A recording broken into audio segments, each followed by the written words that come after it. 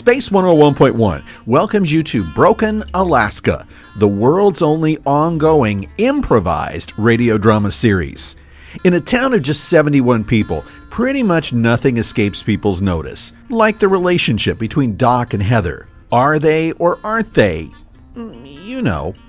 Bert and Doc are at the Weiwei Tenango coffee roasting hut right now, and Bert wants to know what's going on, but one can't just come out and ask these sort of things, can one? So what do you think of the coffee, Doc? Oh, this is a wonderful blend. Is this a new one? It's a Colombia Pink Bourbon. The actual bean is a hybrid between yellow and red Bourbon. Very rare. You know, this is interesting because I usually drown my coffee in French vanilla stuff, but I could actually go black with this one. It has a very refined flavor, I will admit. You know, I got a new letter from Kitty and Denise on the World Library Tour. They're in England right now at Oxford University. Oh, lovely. That's lovely grounds there. I hope they're having a good time. Would you like to hear what they say? Yes, please. All right. Hello, Broken. Kitty and Denise. Okay, Broken. Kitty and Denise here on our library tour. I'm going to have Denise write this letter since we are in England and she speaks English. Hello, Broken. 'Tis I, Denise. We have just found one of the oldest libraries in the world, the Bodleian Library. Or the Bod, as the cool kids at Oxford University call it. Are there cool kids here? No. Anyway, the Bodleian was built around 1602. The big reading room is called the Radcliffe Camera. I know, right? You'd think that mean a thing that could take photos, but that's not what it is at all. It's a big round building built out of local Cotswold limestone. It's very, very pretty. We wanted to go inside and look around, but we had to swear on oath before they'd let us in. We had to say, I hereby undertake not to remove from the library, nor to mark, deface, or injure in any way any volume, document, or other object belonging to it or in its custody. And I promise to obey all the rules of the library. So we couldn't collect anything inside the Bodleian for the Broken Library. But we did find something for you at a nearby pub called the Eagle and Child. Some guy named Tolkien wrote some stuff there once. Next stop, Portugal. Love, Denise. Love, and Kitty and Denise. They've sent along a box. Let me just open this up. It's rather sizable. A bit heavy. Take the packing materials out. Oh, look, Doc, it's a wooden bench. Oh, it's quite heavy. It seems to have some names scratched in it. Let me look. Tolkien, C.S. Lewis, Lewis Carroll. This is authentic. What did they say? Now the people at the Broken Library will have a place to sit. Oh, my goodness, they've gotten rather good at pilfering historic artifacts for the library. Let's hope that the owners never find this. Another interesting adventure. I can't wait to see what we get next. Well, I think with all these experiences and things that they've been accumulating during the World Library Tour, I think that the library here is going to be really quite something. Oh, fantastic, really. So, Doc, I've been wondering, feel free to tell me, it's none of my business, but please. What's going on between you and Heather? Heather, yes. Well, things have been a little, shall we say, frosty lately. But you've been in the hot tub every night over at Laws's drinking kombucha. I tell you, I'm trying to get close to her, and the more I do, the further it seems to be slipping through my grasp. I mean, once Mayor Frost came back, I think my odds have just really plummeted. You know, Doc, I've been there in that friend zone before, and it's not a comfortable place to be. Bert, you remember when Heather first arrived off the Queen of the Gulls, and she came up to your caricature stand, and she said in her very Heather-like way, like, I want a caricature. And you did the one with her in the sailor suit with that really determined look. Yes, I remember that very well, actually. I really think I fell in love with her the first time I saw her, and it was unfortunate that she stepped in the moose droppings right after that, but she's had my heart for such a really long time, and now it feels like it's really time to move on. I don't think it's really going to happen. It's a very sweet story, Doc, but I don't know why Heather is so fascinated with Mayor Frost.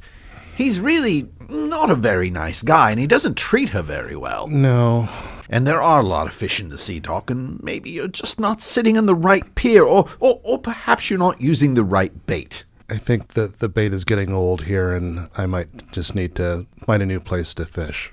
I see what you're saying. And if I can just keep this between us, I've been getting some nibbles about some work outside of Broken. I've gotten an offer to be the head large animal vet at Dynamo Falls. But that's 500 miles away, Doc. I know, it's a little far, but my heart obviously belongs to Broken. I wouldn't just close up shop, but maybe I need to expand my range a bit more. Oh, hi. Hi, Bert. Hello, Doc. Hey, Mark. Oh, Mark, have a seat. Thank you. Would you like a cup of coffee? I've got a pour-over going. Yeah, I'd love one. Thank you. Colombia Pink Bourbon. Oh, my, that is good. Yeah. You can practically hear how delicious it is. Oh, thank you. I take that as a compliment to my roasting ability. Hey, either of you haven't seen Sarsfield around, have you? Your cat? Yeah, He's not at your house. No, I haven't seen him for a little bit. Maybe he just wandered off to clear his head. I don't know. You did say that Hammurabi was asserting his dominance over the other cats. Yeah, I named him after a king of Babylon for a reason, and, well... I don't suppose he's just out hunting a mouse. Bert, that is such a stereotypically cat thing to do. You know Sarsfield better than that. Oh, that's true. I apologize. I don't suppose you've looked in all the sort of warm, cozy places around the house, over by the radiators. Yeah, I've tried there. Near the stove. Tried that. Occasionally behind the coffee maker. Well, you don't have heated floors, do you? No, don't have heated floors. Sometimes he likes to hang out on the panini maker, but I haven't made a panini since the last time I saw Rose. As long as you don't touch it directly, I suppose that's probably fine. Oh, so you and Rose have been having panini together. Yeah. We've been hanging out a little bit together and having lunches, dinners, breakfasts. Breakfasts? I'm sure it's just a friendly get-together. I've had lots of friendly get-togethers. Totally friendly get-togethers. With Heather. If she's there pretty often, maybe Sarsfield is feeling a little crowded. Maybe he's just getting a little space. It could be. It could be. She'll come back, pee on her shoes, and life will be good again. Again with the stereotypes. Well, cats do act up quite a bit when, trust me, when I've got four of a them. woman enters a man's life. His cats definitely. Well, when the routine gets interrupted, certainly. Well, Mark, I've always believed that one must take care of one's pets first. I don't deserve any happiness? I don't know, Mark. I think you're going to have to ask Sarsfield that question. God, what if you're right?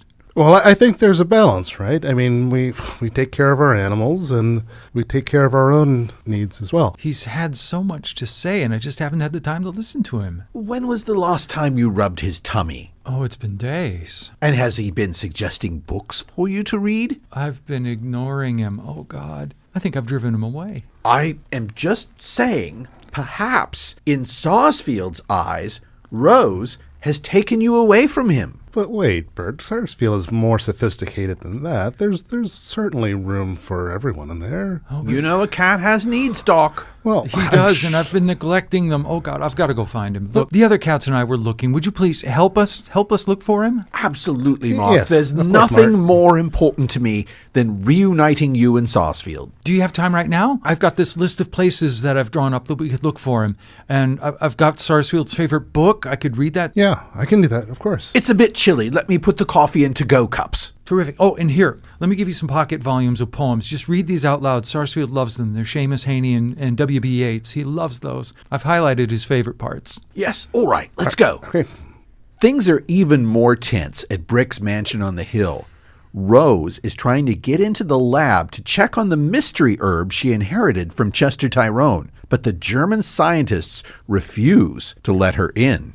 Why is this door locked? Will you guys please let me into the lab? Please stop. This insistent knocking is disturbing the equipment and distorting the readings on the meters. We are busy at this time. Please go away. I need to check on my plant. Plant. You guys open the door. What are you doing in there? Your plant is a plant. We are doing highly intellectual scientific work, which Yeah. takes precision engineering. It's very Yeah. important that I get in to see the plant. It is full grown now. I need to test it to see if it's going to work with the Warren G. Harding brownies. The plant is green. It's perfectly fine. I'm looking at it right now. Very happy. Dr. Mueller, Dr. Zolvig, you need to let me in. I don't want you to look at the plant and tell me how it looks. I Just want all to your see it yelling myself. is already, it is disturbing our You're, audiological. you're disturbing the subject. You do not disturb the subject. It is not science. What subject do you have in there? I thought you let the rabbit go weeks ago. You are not doing any new experiments. You need to let me into the lab. This is highly confidential. The work of science always continues. What is that smell? What is that, tuna?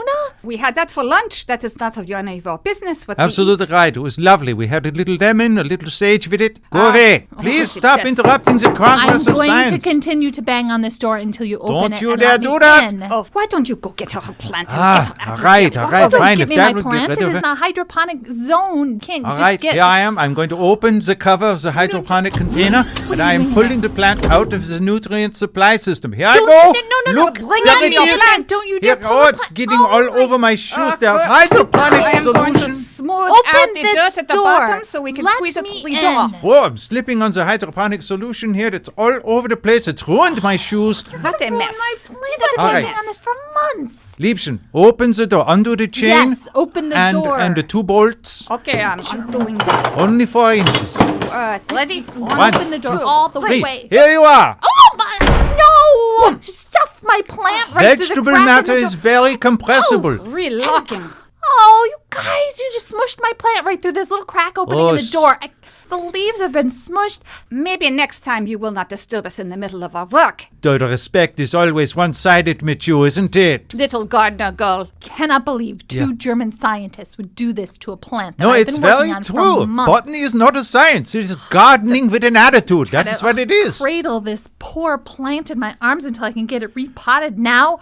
Botany is not mammals. Mammals are what we are concerned with. Jawohl, mammals and the brains of the mammals. You don't find- even have a mammal in there right now. I can't Shows believe you guys how did much this. you know. We could have all kinds of mammals in here. I Many, am a many. mammal. Solvig, she is a mammal. We are 2 mammals. Your There's a plant- mammal outside, and she's being really annoying. I wish she would go away. Your plant was not a mammal. It was very quiet and it did not interfere. Exactly. It did nothing to you. It was quiet and peaceful and kind, and you have just practically ruined it. Kind, Oh, I have kind. to- Plants are not kind. They're only waiting for their moment to strike. Ja, if you had not come here interrupting our work, we had not have to rip it out of the pot to give to you, and that is all your fault, and we are done. I'm Jawohl, gonna if you find weren't being Brick. such a whiny little baby about this, Call me a everything could have whiny been little fine. thing. How dare you? I'm going to find Brick's keys, and I'm going to come up here, and I'm going to unlock all these bolts, and I'm going to come into that lab. Then I'm going to just yell at you all again. Oh, listen to the little botany Oh, girl. I'm going to yell She's so going loud to that it's going to mess scold up us all your again. audiological. Oh, the little flower girl. She's You going to come wait and till you scold see what us kind and of be so meter mean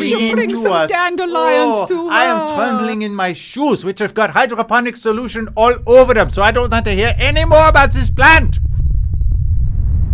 What was that? Oh my gosh. Oh. Did you guys...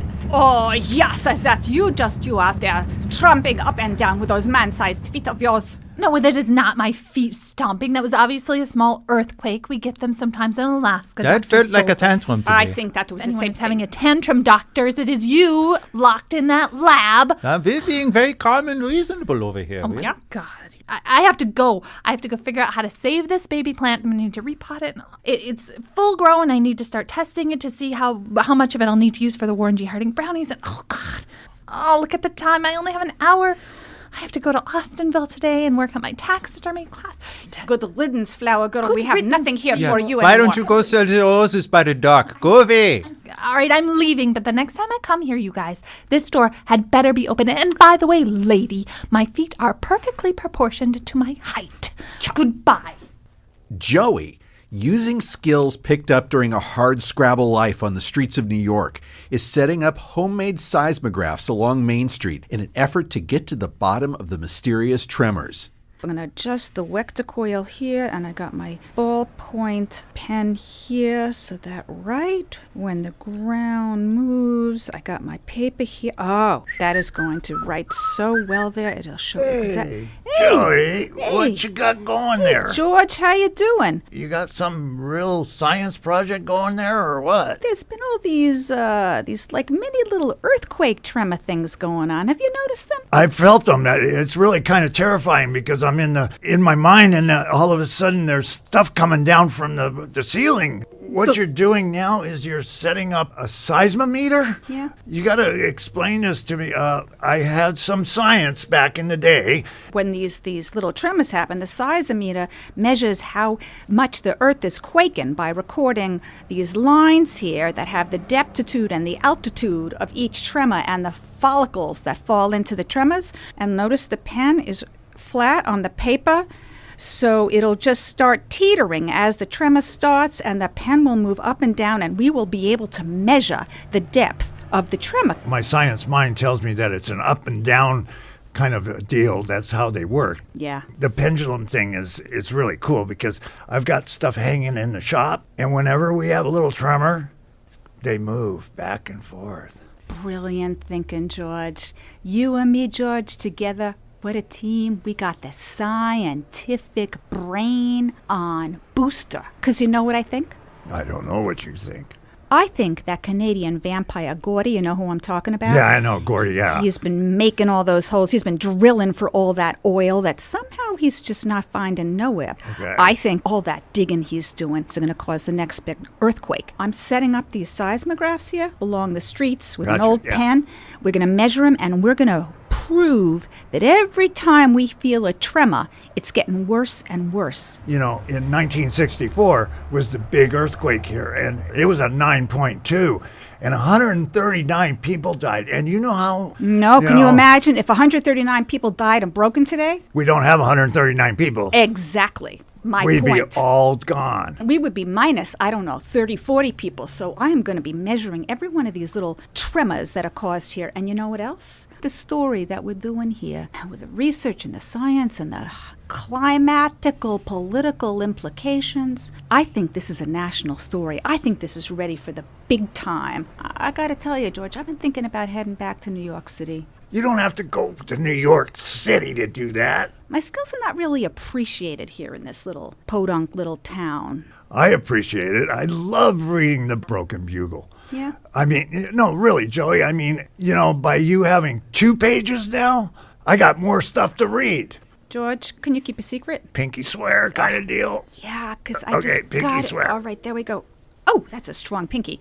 Anyway, so here's the deal. The New York Post, they were so impressed with my brick story. You know, my breaking brick news. Yeah. Yeah, they are dangling a cub reporter, junior reporter job for me. Can you imagine? You mean like the Jimmy Olsen in the Superman comics? Save the world, Joey. Wow. Love is not love which alters when it alteration finds or bends with the remover to remove. Sarsfield, come on. Where are you? Where are Sarsfield.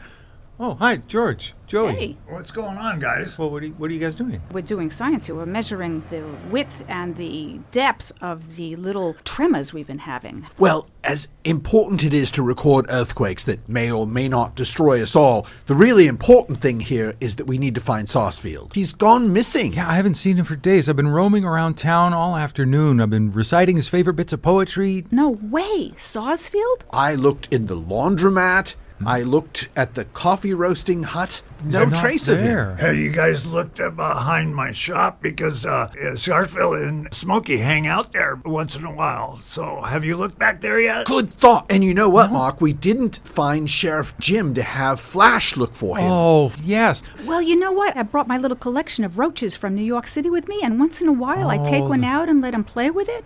Maybe if I bring a little roach, what do you think the best spot would be to put it, to lure him? You know, Rose started selling catnip. A roach covered in catnip. That'll get him. There's no doubt about that. I mean, I want to play with that. All right, maybe we can put a couple of roaches just on the sidewalk outside the dinghy. Okay, wait a second. I got a limited supply. Well, I think we do need to involve Flash because, you know, he is the feline equivalent of a bloodhound. He's the best tracking cat in southeastern Alaska. That might be a good idea. I got a question. What was it that Sarsfield smelled like? So in case I smell it, I'll know that it's him. Sarsfield smells like a mixture of Irish pride and feline prejudice. That's my favorite scent. You know, Mark, maybe we're going about this the wrong way. Maybe one of us should drive over to Austinville and bring back a few female cats. I mean, I don't know what Sarsfield's sexual orientation is, but it couldn't hurt. Hey, you're talking about just bringing over some female cats to lure out. What kind of men are you? Absolutely right, Bert. Only bring the cats who really want to come. If you want, I'll give you a picture of Sarsfield so they can look him over. You know, I got another suggestion here. You know, the fishermen have been in town lately with their boats full of fish, and well, maybe he's hanging out down there. Good point. Are the crabbers in town? Are they above the Twisted Dinghy? I need to ask them. Yes, they are. Let's just lay a fish on every street and see if that'll lure him out. Salmon and catnip. That'll do it. And that'll bring in the bears, too. Oh. So, is it possible that you can just leave the seismographs here and come back? I mean, I know you're not a scientist, but they are seismometers.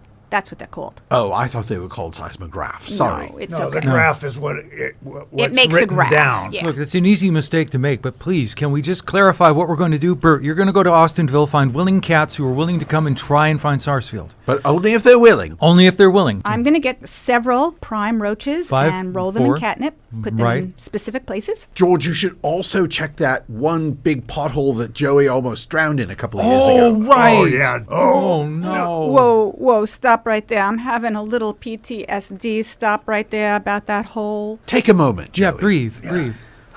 Okay. You guys, we need to check underneath all the hoods of the cars and trucks and everything because cats will go up in there because they're warm and sleep. Good point. Someone Yeah, should check with excellent Gus point. over at the Gasso station. All right. I think we all have our mission. Right. Yep, everyone knows what they need to do. Let's go do it. On 3. 1, 2, 2, 3, Go!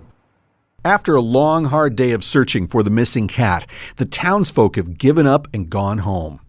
Mark and Doc are the last ones left at the town's only bar, the Twisted Dinghy, and Mark is still racked with guilt to the point where one can't help but wonder whether even Doc's world-famous bedside manner will be enough to pull him back from the precipice of despair. You want another beer, Doc?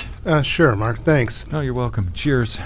Looks like everyone else is headed out already. Yeah, Margaret Hall, Carlos, Johnny 99, they're all gone. I'm glad everyone turned out to help look for your cat Sarsfield. I know it's really important to you. Yeah, I mean, he's... I haven't had any luck out by the edge of town. No? No, I played some bad French translations from books on tapes that I didn't get any calls out in protest. Oh, I appreciate you doing that. Where could he be? You know, I'm sure he will turn up.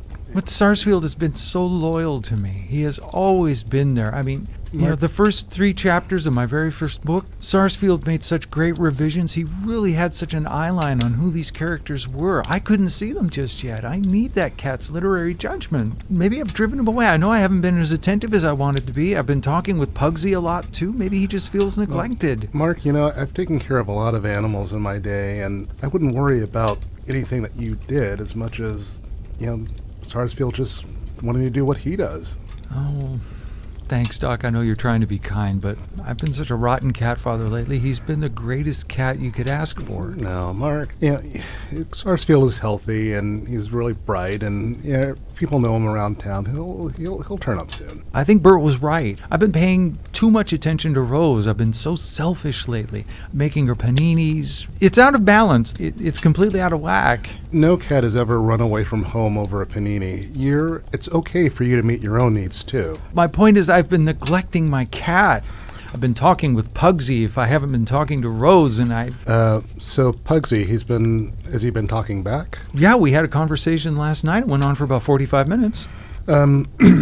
He can be very demanding. So, And it's hard to tell him, Mr. President, I'm sorry, but I don't have time for this right now. Rose is coming. Pugsy, that's right, he holds the spirit of President Of Warren G. Harding, Right, yes. of course.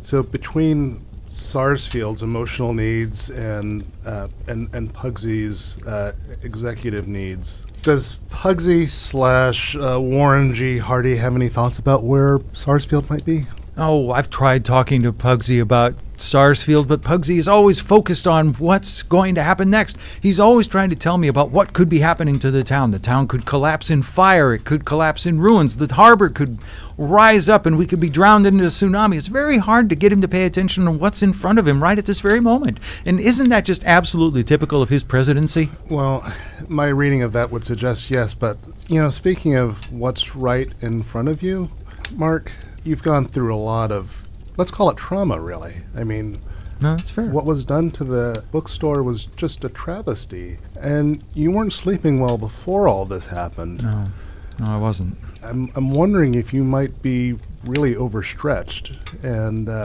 whether all of these things happening all at once is just sort of pushing you, well, shall we say, over the edge a bit. I don't... No, Doc, I know you think I'm crazy.